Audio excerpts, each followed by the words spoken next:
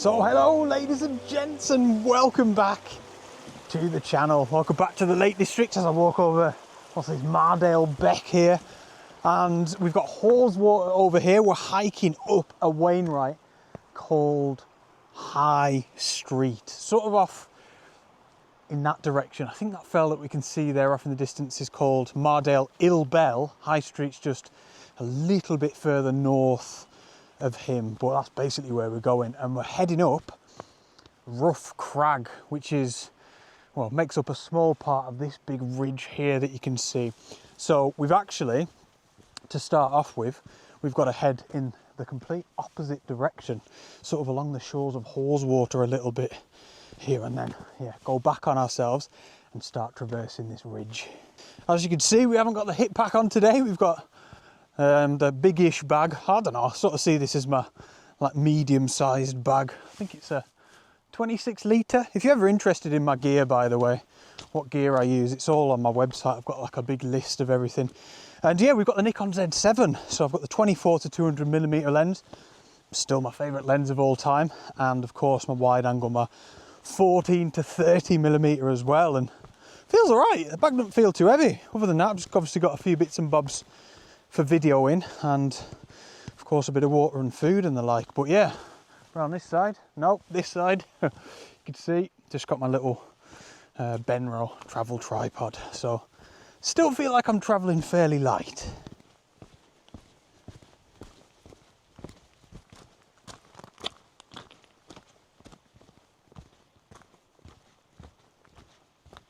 So at this end of Haweswater here, there used to be a village, and I don't know if we could maybe see perhaps some of the old dry stone walls. I think maybe the water's not shallow enough, but anyway, Haweswater's a reservoir, and I guess during the Victorian era, maybe a little bit later, I'm not sure, but it was dammed and just created into a big massive lake. But the old village of Mardale here was completely flooded, and when, you know, there's periods of not much rainfall, which isn't very often here in the Lake District, oftentimes you can actually see the old village of Mardale. It reveals itself as the water kind of recedes backwards, and I just think that is so cool. I don't think I've ever seen it in sort of full force, but yeah, I don't really know too much about it, so go and have a Google.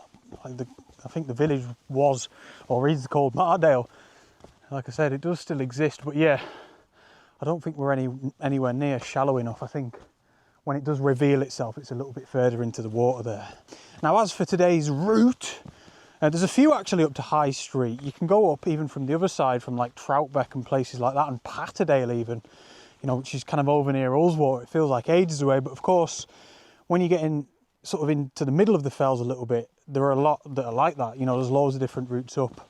But Wainwright claims that this particular route, up and over Rough Crag, is the connoisseur's route up to the fell. You get the best views, and he actually says it's a little bit of a classic. And unlike the last two Wainwrights, I think, that I've been up, I've never been up High Street, so I'm really excited. You know, it feels like something fresh, something new, and I'm really excited to see what kind of photographs I can get as well.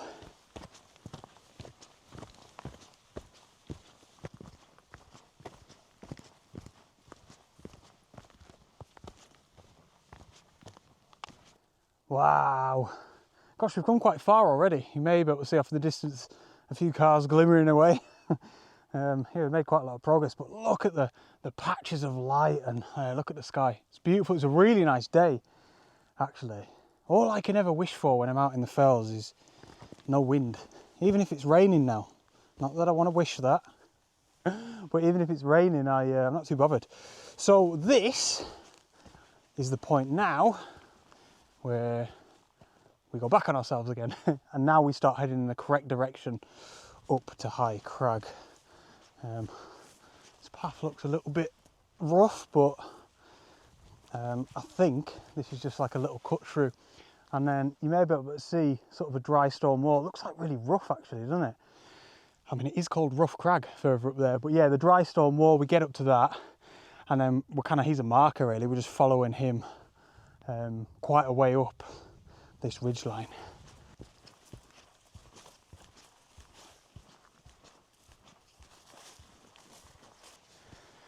So that's us up at the dry stone wall, and we're getting amazing views. Look at the light, it's lovely. Oh, this is even better, look at that. Beautiful. But yeah, we're getting really nice views over Riggindale there, and then we've got Kidsty Pike, which is a Wainwright that I have been up, and that was a fantastic hike. I remember it was winter actually. Oh, I've only just noticed this big tree here. I'll actually get the camera out in a second. That's gorgeous. But yeah, I went up in winter, I believe. It wasn't like full on winter conditions. It was a bit kind of frosty up at the top, but yeah, that was fantastic. We did a lot of the first part of the hike that we've done since the car park, skirted past this end of Haweswater, and then sort of, yeah, up and along that ridge there, over Riggindale. It was beautiful. Oh, I've just dumped you down on the floor there because look at the light everywhere there. I'm going to quickly try and get the camera out and grab a shot with that tree.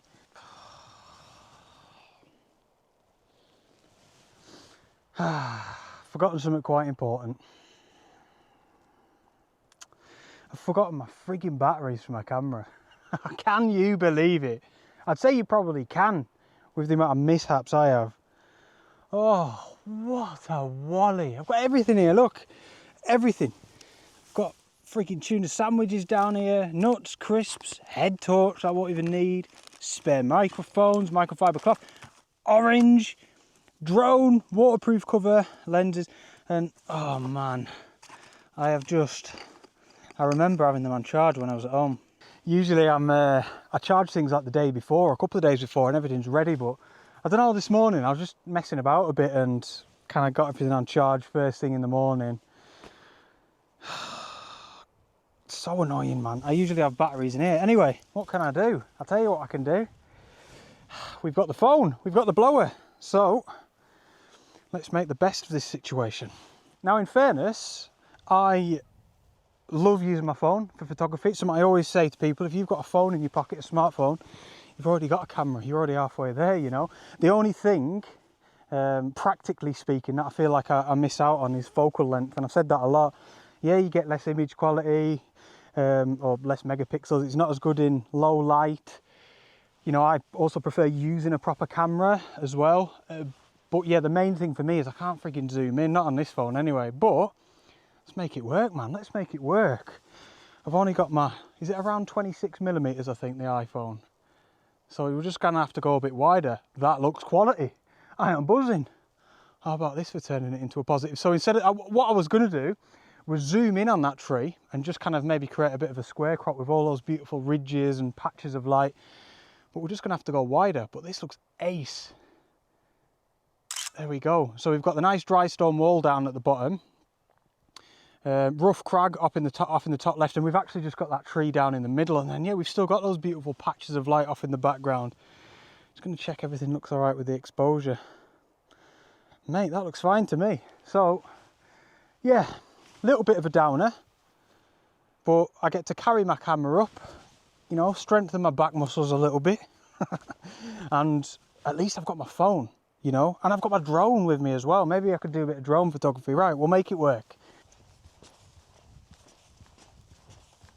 You know what, in fairness, and a lot of yous will vouch for me on this one, there's so many things that you've got to remember when you come out. I feel like I always forget something when I come out with my camera, especially when I'm doing video, when I'm a YouTube video as well, because then it's like twice as much stuff to try and remember between microphones, video cameras, tripods, drones, all sorts, memory cards, batteries. And it's like, I feel like I forget something every single time I come out, and usually it's something insignificant I can get away with, like, you know, microfiber cloth, or I might forget a memory card, but I've always got spare ones. Maybe I should always have spare batteries, but then how far do you take it? I'll bring a spare bag out with me in case I forget my friggin', you know what I mean? Like, it's funny because I was just going to talk about something that I feel kind of ties into this forgetfulness a little bit. You may remember before when we were looking back down to the car park, I could say the same thing now. And I was saying, wow, look how far we've come already. And I've always battled with this. I'm quite fast, you know, maybe not just with hiking, just in general with everything in life. I'm enthusiastic, I'm keen, I want to just keep going and going, you know, and it's a bit of a blessing and a curse. And I've been thinking about it a lot more recently, like say in hiking, for example, when you're out on a hike, I'm always sort of saying to myself, Henry, just slow down, man. What's the rush? Relax, be present, stop every now and again, have a drink, have something to eat. you know, just try and enjoy it more, I suppose.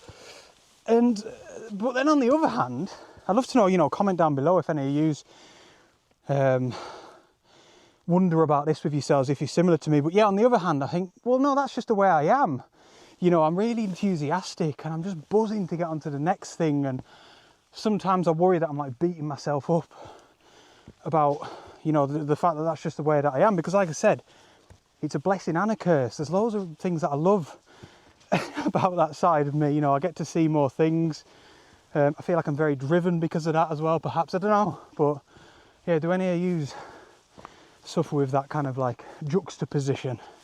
But yeah, I think perhaps I need to slow down when I'm packing my bag. That's there's no real argument there, is it?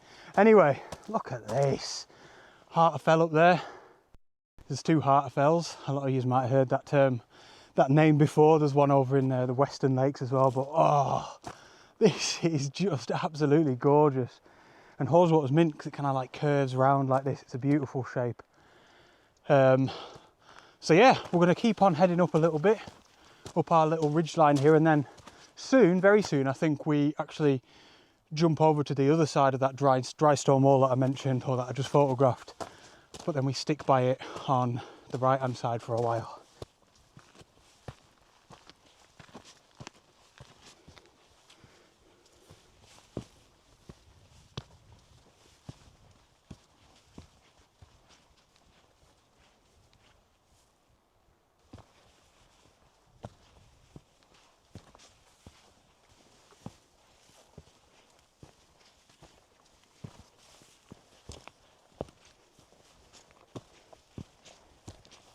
Whoa, look at this.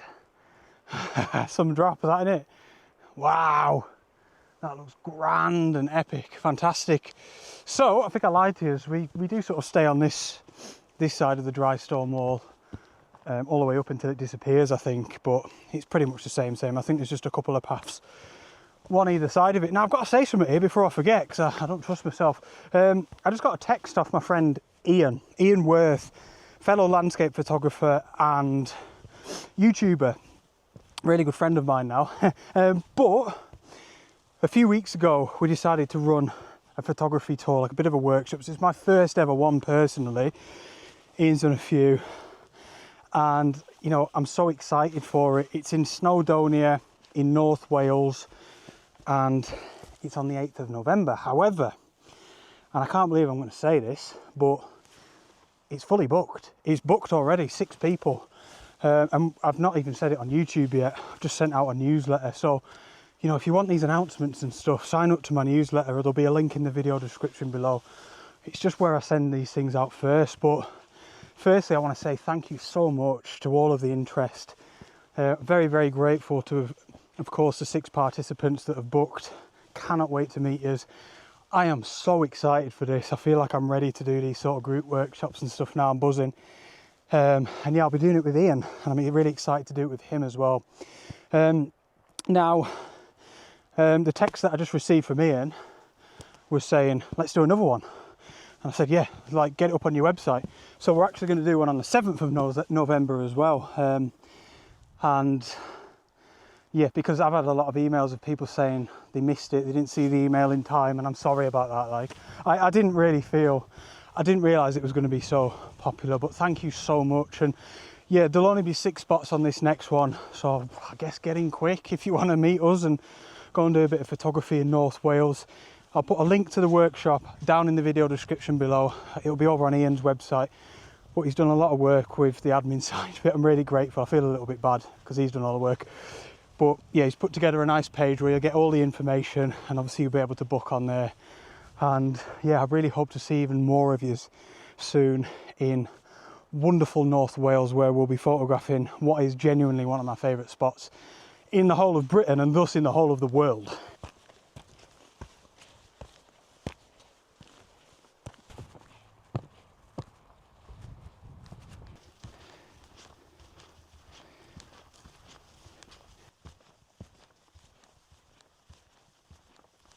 So we need to keep heading up in that direction. You can see the path there. However, I'm going to have a bit of a chill and just plonk myself over here somewhere on these rocks. Whoa, nearly had a tumble. There we go. And that's these boots, mate. I promise you, I haven't worn these hiking boots in a while. And if you watched a recent video where I was talking about why I'm wearing trail runners, because they're really wide and your feet can actually, you know, sit in their natural position. They're so narrow and my ankles are just destined to go like that all the time. But then they kind of get saved by the ankle protection. It's a funny one. Anyway, yeah, I'm going to chill here, enjoy my tuna sandwich and enjoy the views for a little bit as well. This is class.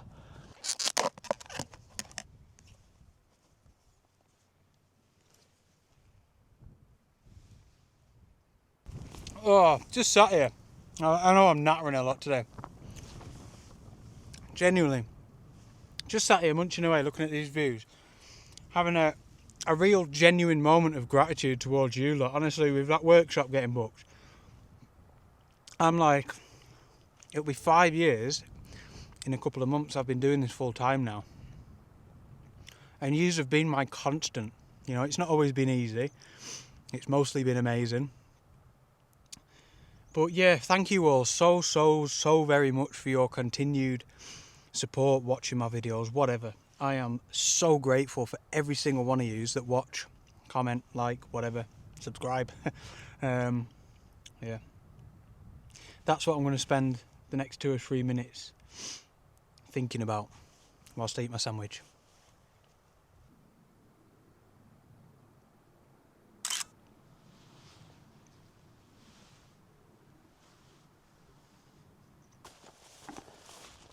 Right, we're all fueled up, and there we go.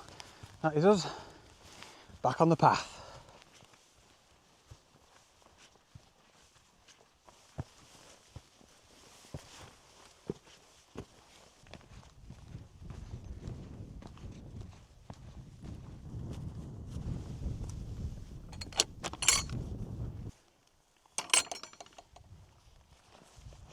Wow, look at that.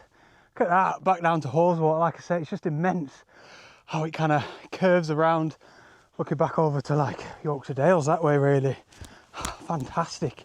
And it's mad because I know that after reading Wainwright's guide anyway, when you get up to the top of High Street, today's Wainwright, we can see right out kind of southwards down into Morecambe Bay. Just such amazing views. And then, oh, look at all this. Look at like the texture in all of these mountains. It is gorgeous, is it not? And then you may be able to see there the small little plateau in that kind of small like horseshoe is Blee Water, which we should get some really nice views of as well. That can be a good little plan to maybe send the drone up and get some photographs of that. That'll be a beautiful subject.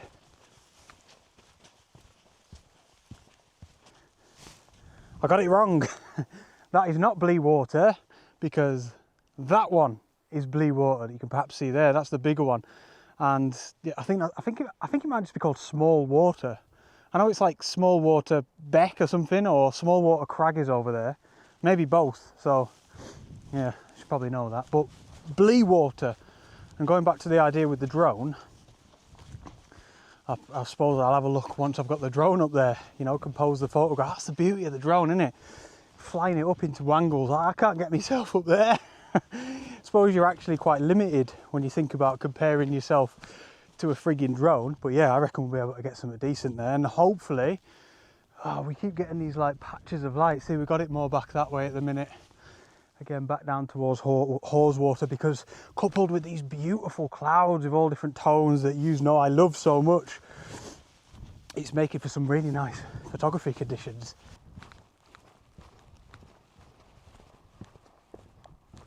Look at this, by the way.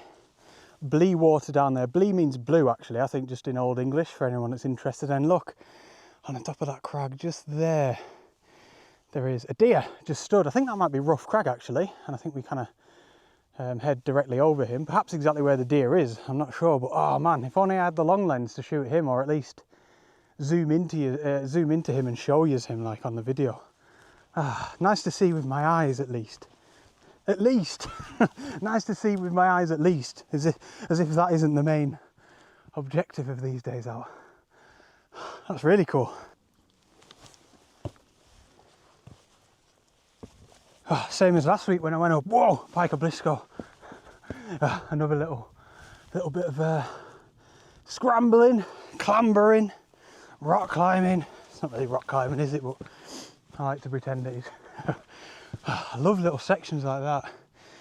Anything that just, I suppose, wow, gives you a little bit of a challenge.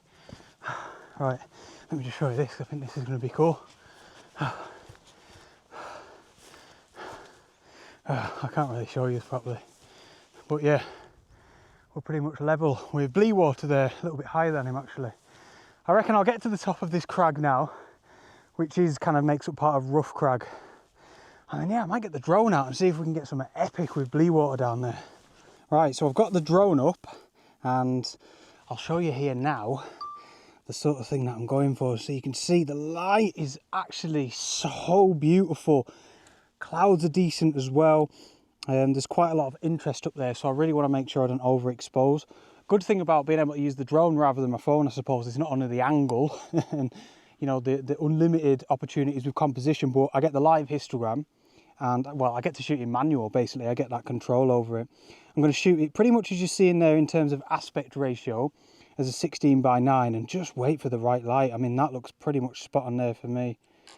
Maybe go a little bit higher and a little bit closer. But what I love is we've got Bleewater there, a little bit of Bleewater beck leading down from the bottom of the tarn itself. It's beautiful because it's like a teardrop shape, isn't it? And you can sort of see that from this perspective. And then on the top right of the frame, we've got the end of Rough Crag, the last little section that leads up to High Street, which the summit is pretty much right up there on the top right hand side. And yeah, I'll probably grab that image there now. That is looking class.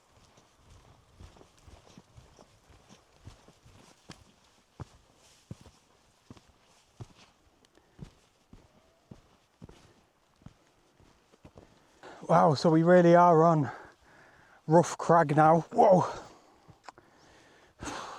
Recipe for disaster, this lad. What was I going to say?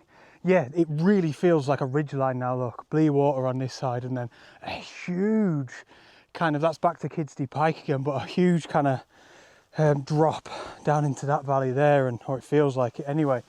And I think actually you can maybe see the top, not the far summit because I think that's High Street, but just this section quite close to us here, pile of rocks, that is the top of Rough Crag. You might be able to see a bloke there hiking as well. Just had a chat with him. He's done all of the Wainwrights, fair play to him.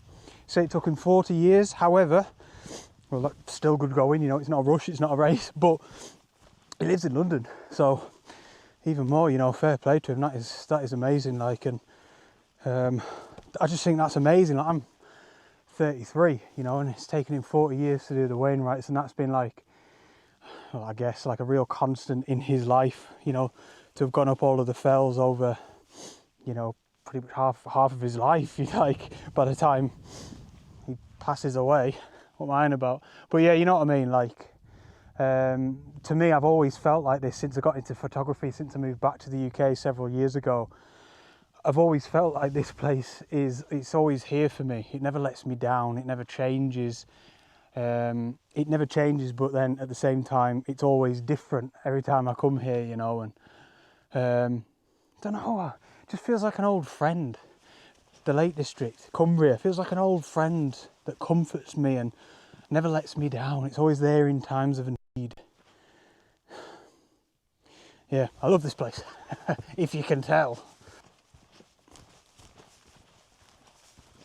I'm also really glad that I've got the photographs that I've got so far, because, well, I don't know, there's way less light on the land now, and also it feels like it's clouding over a lot, although it wasn't forecast.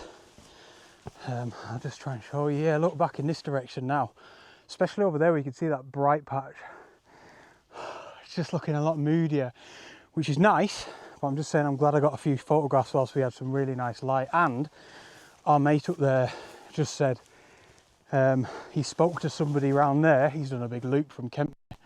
Spoke to somebody around there near Smallwater that said it's going to rain. So yeah, we'll see what happens with that.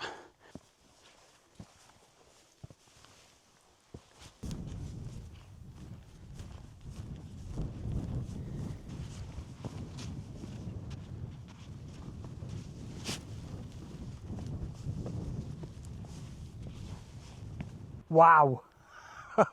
Look at that, Blee water again.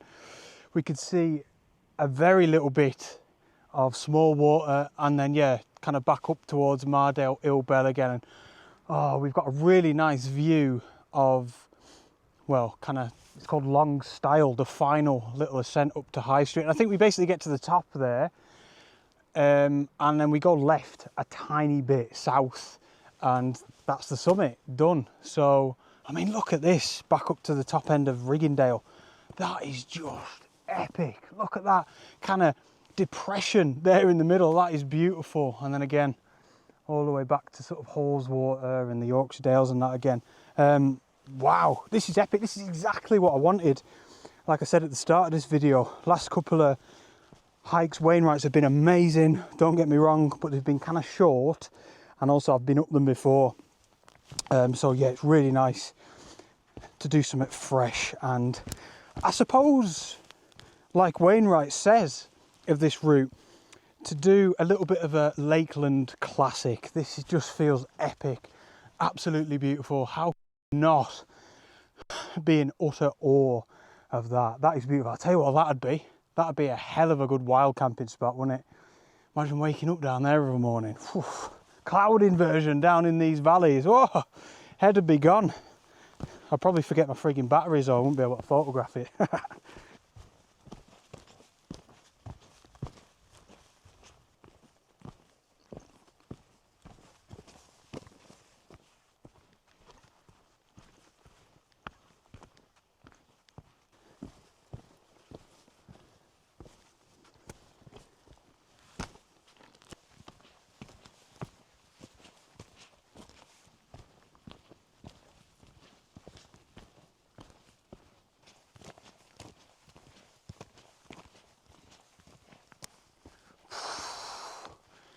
Cannot get over how kind of epic that looks, how like vast it all feels with Blee water down there. I think incidentally that is, I think it's one of the deepest tarns in the Lake District. I think it's, yeah, like 60 odd meters deep, which is like a couple of 100 feet deep. That is just amazing, isn't it? I feel like you can sort of tell. See how like when you go to Loch Ness in Scotland, then it's like, you know, deepest lake in the UK. What's that mental fact? Like all of the lakes, put all of the lakes in England together, and Loch Ness still surpasses the volume of all of that water or something. I don't know, I've put it in a really complicated way, but you know what I mean. But yeah, Loch Ness is like black because it is so deep, and you know, obviously this isn't on that scale at all, but it just looks so dark, you know. Maybe it should be called Black Tarn instead of Blee Tarn. Mind you, it has got a tinge of blue to it anyway, hasn't it? Really nice. Right, so that is us now. We've kind of had that flat section there where you can maybe see that big puddle, and yeah, we are now starting, I guess, like the final ascent up to High Street. And this is yeah, Long Stile. It's going to be quite steep, we're going to get sweaty. Just stopped for a drink and a little bit of food, and it's kind of raining a little bit over there. I don't know if you're able to see this, but yeah, kind of other side of Blee water there, back up to Heart of Fell. You can see it's raining, and we're getting a few little spittles of rain every now and again. And I was sort of looking at this whole scene here. Path leading out, bit of Hallswater, rough crag back there with that little puddle looking excellent. What's it called again? Heart of Fell, all the way around to Blee water and all of those incredible walls of rock. And yeah, we're getting patches of light. And I just did one of them little panos on my phone, you know, the sort of automated panoramas you could do where you just hold the phone like that and go all the way around. I'll pop it up there now. It's on the phone anyway. It looked quality. We were getting patches of light, a nice mixed bag of weather, and yeah, just the scene and even the composition I think looked really, really cool. And so that's another cool little thing, isn't it, with the phone? You're just sitting there having a bit of water and a few nuts and just saying, I'll just do a quick panorama. And you just pull it out your pocket and you're good to go. But yeah, hopefully this rain doesn't come over here. I've got my lightweight waterproofs with me, but I'd prefer it to be a shower that passes by us rather than wetting us.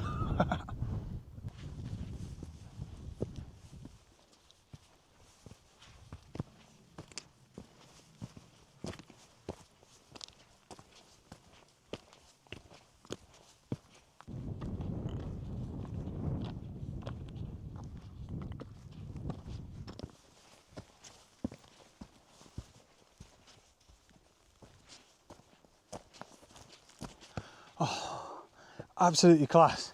Absolutely class. So we are now not too far from the top. Although I'd say it's probably quite deceiving, to be honest. It's probably one of them, but oh man, it's one of those. I don't really want it to end. Whoa!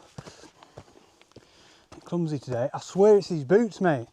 I feel like I've got a couple of breeze blocks on my feet. Oh, look at this. Absolutely epic.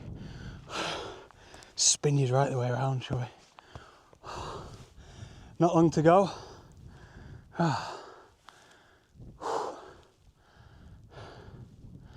Absolutely brilliant, mate. What a ridge. You can really see it from here, can't you? And it's going to be ages away, but you might be able to see the rectangle of coniferous trees right down there. That's basically where we started. That's where the car park is, and then yeah, Blue Water again. Oh, quality.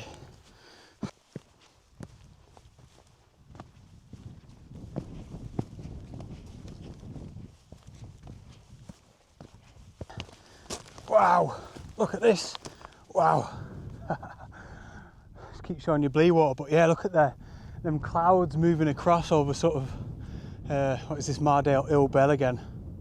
Oh, atmosphere, man, atmosphere. I wasn't really expecting any of that because I mean, when I checked the forecast, it was sort of saying that things were going to clear as the day progressed, but yeah, it's an absolute mixed bag. I mean, look, it's sun's sort of coming out up there a little bit, but then we're getting things like that. That is quality.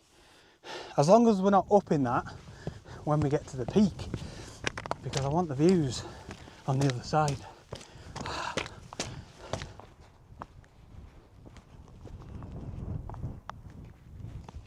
So that is the summit. Oh, wow. Got a feeling this is going to look terrible on your camera, but oh, look at the views out there towards the west. We've got light right over there. That is just gorgeous.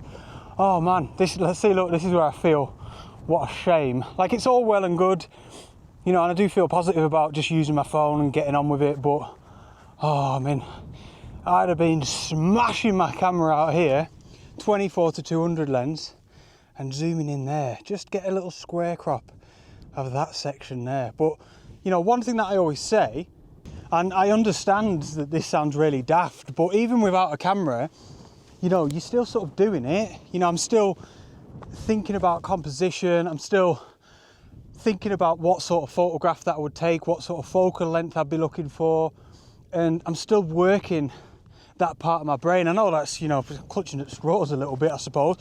Don't get me wrong, frigging out, I prefer to be able to take the shot. Ah, that looks fantastic. All of those ridges and all of the light and shadow. But no, I really do mean that. I think that in a way you are still out there doing it, even without a camera, you know. And, all right, follow this stone wall, what's that? 50 metres? And I've wanted to get to the summit of this fell for years and years, man. High Street, it's just an absolute Lakeland classic, isn't it? Like I've been saying, like Wainwright says, like he says about that route, I've just wanted to do it for years, and I don't know.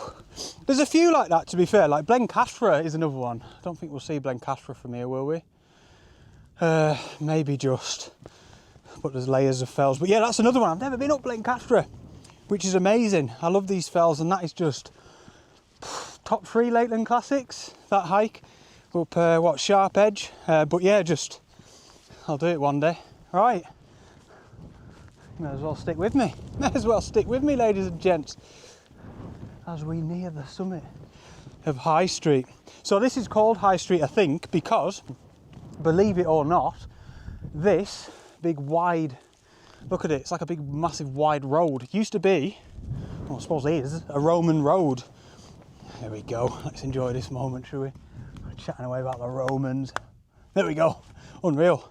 So nice to be up here. But yeah, this used to be a Roman road that went all the way from Penrith to Ambleside, and I think it then went on all the way to like Ravenglass on the western coast of Cumbria.